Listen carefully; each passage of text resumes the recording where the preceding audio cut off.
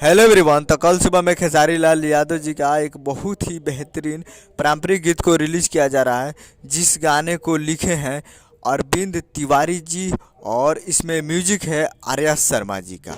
और इस गाने को गाए हैं खेसारी लाल यादव जी, जो कि कल सुबह में इस गाने को रिलीज़ किया जा रहा है, जो कि आपको स्क्रीन के ऊपर दिखाई दे रहा है। जिस सॉन्ग का टाइटल रखा गया महादेव अंगना, जिसका टाइटल है महादेव अंगना। और ये एक पारंपरिक गीत है।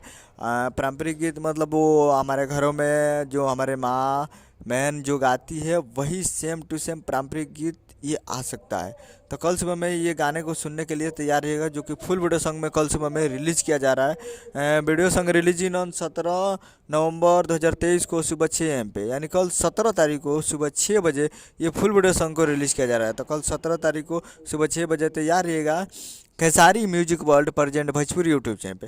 Khesari music world present Bhojpuri YouTube channel पे इस पारंपरिक गीत को रिलीज़ किया जा रहा है। तो कल सुबह में आप लोग तैयार रहिएगा।